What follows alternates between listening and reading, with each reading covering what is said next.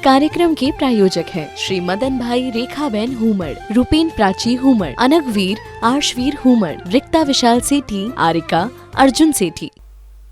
इतनी तपस्या। एक बार वे आहार के लिए विहार करते हुए मथुरा पहुंचे। किसी कार्यवश विशाख नंदी भी मथुरा आया हुआ था, लेकिन दुष्टता उसके रोम रोम में समाई थी। इसी कारण से किसी राजकाज से आया था, लेकिन उस काम पर ध्यान ना दे करके वेश्यालय में वेश्या के साथ छत पर बैठा। वहां पर विश्वनंदी मुनिराज आहार के लिए आए, चर्या के लिए आए। नगर में उन मुनिराज को देख करके, उनके शरीर को देख करके कि कितने तपस्वी मुनिराज हैं, चारों तरफ से आवाज आने लगी, हे स्वामी नमोस्तु नमोस्तु नमोस्तु। लेकिन पड़गाहन से पहले एक दुर्घटना घट गई। दुर्घटना यह घटी कि ना जाने कहां से भागते हुई एक गाय आई और आकर के मुनिराज से टकराई, और टकराने के कारण मुनिराज धड़ाम से जमीन पर गिर पड़े। मुनिराज जमीन पर गिरे। ऊपर विशाख नंदी बैठा बैठा देख रहा था, और मुनिराज को गिरता हुआ देख करके जोर से ठाका लगा करके हंसता है और कहता है, विश्वनंदी कहां गया वह तुम्हारा तेज, कहां गया तुम्हारा ओज, कहां गया तुम्हारा वह पराक्रम, कहां गई तुम्हारी वह शक्ति कि जो आज गाय के जरा से धक्के से धड़ाम से गिर पड़े। ऐसा बोला विशाख नंदी ने। जो बोला विशाख नंदी ने वो सुना विश्वनंदी ने। विश्वनंदी मुनिराज है, लेकिन सुनने के बाद एक समय क्रोध की अवस्था में बोध हुआ था, और आज बोध की अवस्था में फिर क्रोध आ गया। उनके भीतर एक फिर से क्रोध का भाव जागृत हुआ, और उन्होंने निदान कर लिया कि ठीक है विशाख नंदी, बल क्या होता है मैं तुझे यह बतलाऊंगा। और नारायण बनने का निदान करके वह मृत्यु को प्राप्त हुआ, और मरने के बाद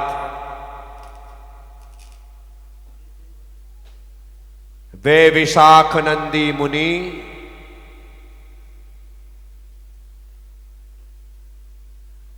स्वर्ग पहुंचे, और स्वर्ग सुखों को उन्होंने प्राप्त। अब विशाख नंदी मुनिराज तो 10वें स्वर्ग में पहुंच गए। वहां से चय करके वे त्रिपिष्ट नाम के नारायण के रूप में उत्पन्न होते, और विशाख नंदी मृत्यु को प्राप्त होकर के विजयार्थ की श्रेणी में जाकर के अश्वग्रीव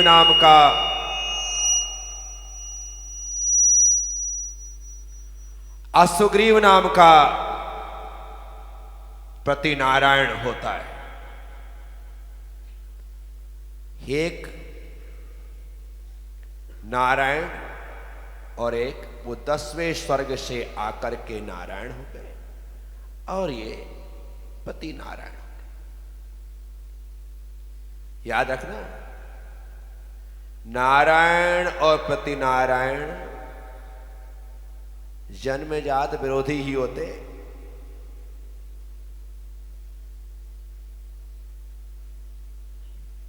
लक्ष्मण और रावण, कृष्ण और जरासंध,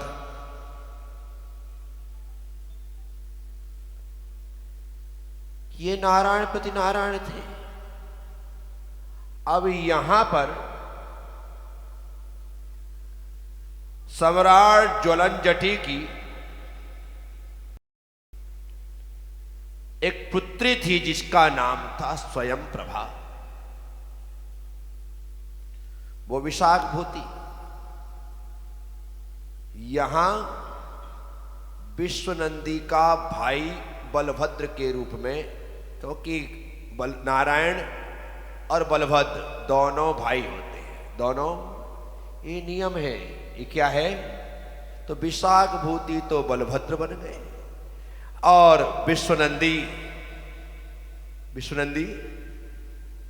नारायण बन गया, और जो विशाखनंदी था वह प्रति नारायण के रूप में पैदा हुआ। अब देखो, पिछले भाव में जो चाचा भतीजा थे अब भाई भाई हो गए। जो पिछले जन्म में बाप बेटे थे अब प्रतिद्वंदी हो गए, क्योंकि यहां पर अब यह अपने भतीजे का साथ देगा, क्योंकि दोनों में अटूट दोस्ती होती है, अटूट प्रेम होता है। स्वयं प्रभा नाम की जो ज्वलनजटी की पुत्री थी, उसने अपनी बेटी का विवाह त्रिपृष्ठ के साथ करना निश्चित किया। अब इसके साथ निश्चित किया, सुग्रीव भी उसे पसंद करता था। आज पिक्चरों में क्या होता है? एक नायक, एक खलनायक और एक नायिका, वो दोनों के दोनों उसके पीछे पड़े रहते हैं। लास्ट में खलनायक मर जाता है, नायिका नायक को मिल जाती है, पिक्चर खत्म हो जाती है। ये कहानी ऐसी ही होती है।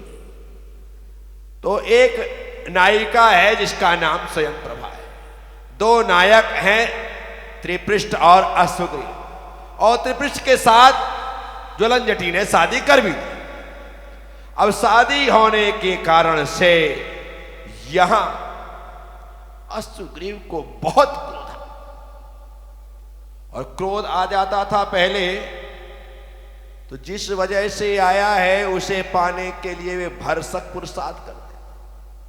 आपने प्रथमान युग के ग्रंथ पढ़े होंगे, यदि किसी को इससे विवाह करना और इसका विवाह इसके साथ हो गया तो वो उससे लड़ करके झगड़ करके उसे पाने की पूरी कोशिश और चेष्टा करेंगे, उसे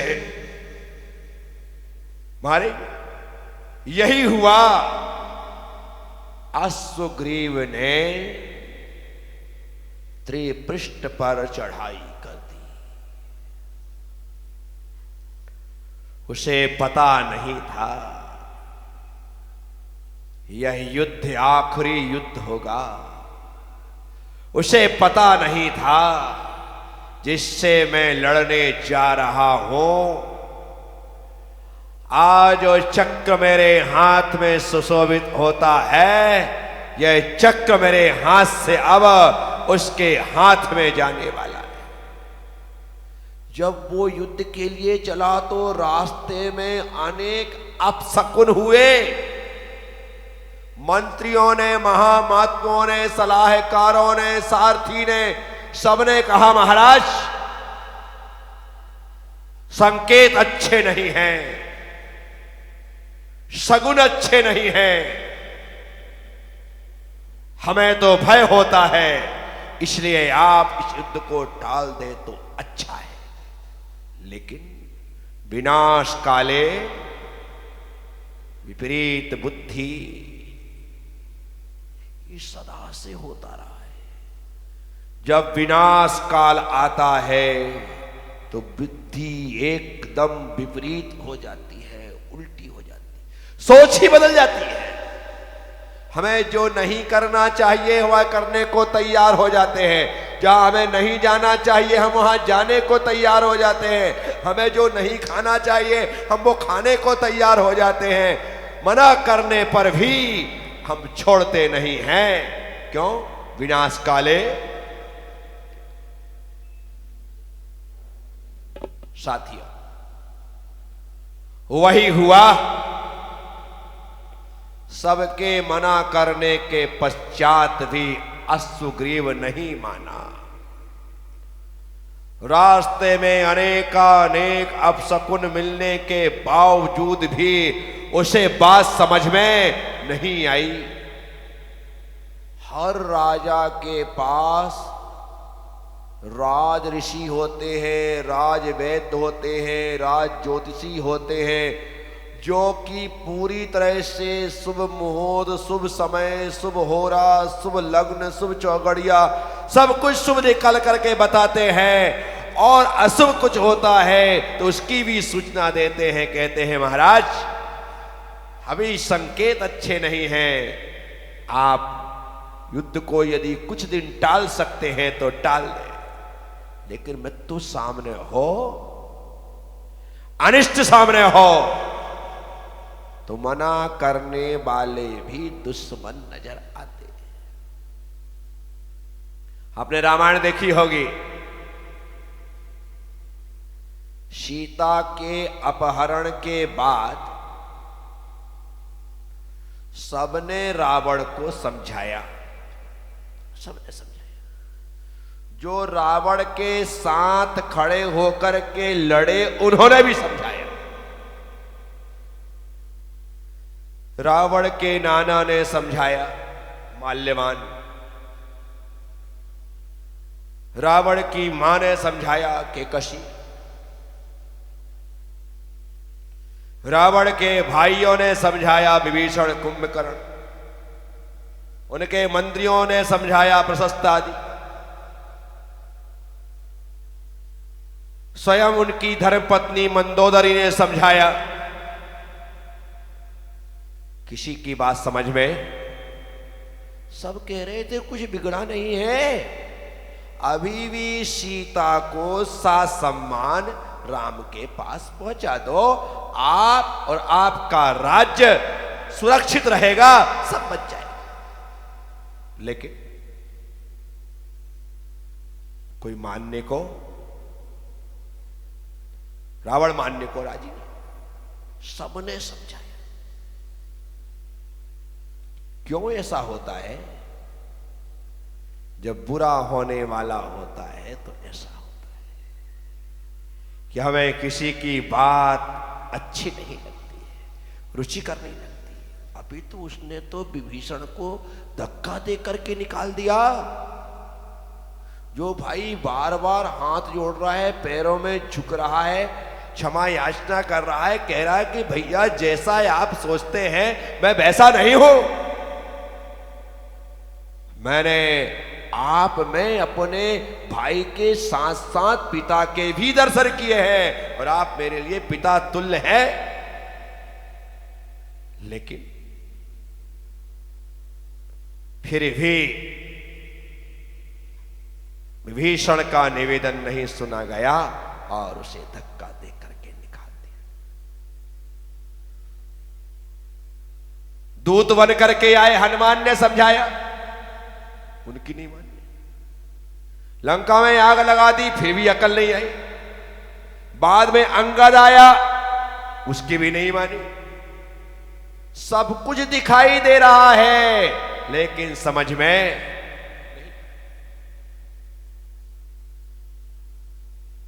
साथियों, वैसा ही असुग्रीव के साथ हुआ। सबने समझाया लेकिन समझ में नहीं आया। दोनों में भयंकर युद्ध हुआ। असुग्रीव और त्रिपृष्ठ में युद्ध होने के पश्चात जब अपनी सेना को मरता हुआ देख रहा है असुग्रीव, तो क्रोध 7वें आसमान पर चढ़ जाता है और वह चक्र रत्न को याद करता है और याद करके जैसे ही पृष्ठ पर छोड़ता है तो वही होता है जो नारायण के नियोग में हुआ करता है।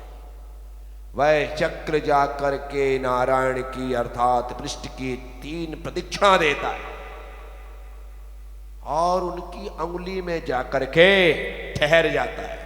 जैसे ही ठहरता है कि देवताओं से भरे हुए आकाश से नारायण की जय जयकार होने लगती है, पुष्प वृष्टि होने लगती है, जय जय होने लगती है। नारायण के रूप में प्रकट हो गए। अब हाथ में चक्र है।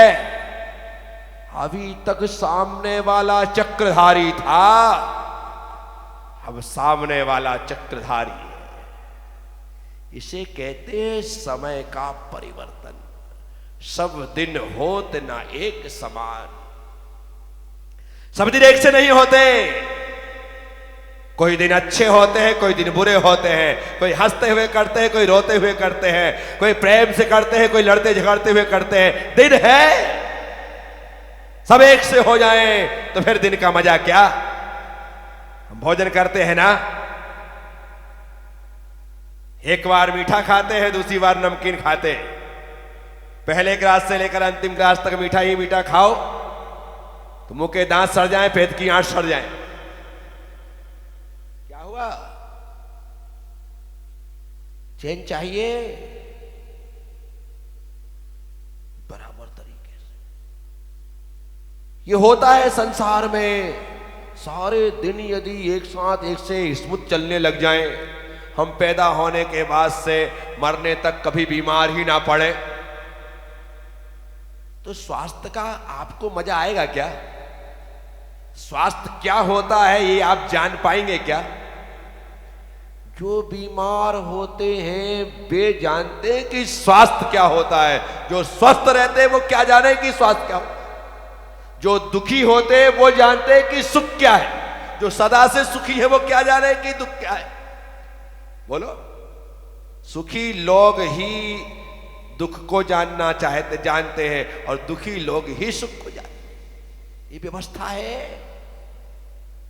आज यदि समय रात है इसलिए दिन का मजा है, और दिन है इसलिए रात का मजा है।